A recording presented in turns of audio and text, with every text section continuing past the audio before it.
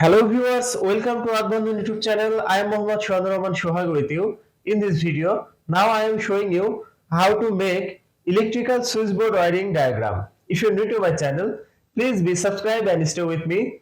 Press the bell icon for more my video. If you already subscribed, thank you so much. So viewers, let's start. 5-pin socket. Switch 1, switch 2, switch 3. Fan regulator. Bulb. Fan. Phase connection to all switches, switch 1, 2 and 3. Phase connection connect to socket and connect with switch 1. Phase connection from switch 2 to bulb. Phase connection from switch 3 to fan regulator, and again phase connection outgoing from fan regulator to connect with fan.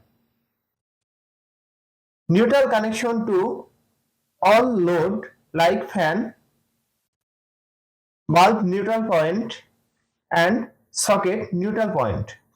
Earthing connection to 5-pin socket earth point. Now it's ready for use. So viewers, that's my video. If you like my video, please like, share and subscribe my channel. Share my video to your all social media and share my video to your all friend.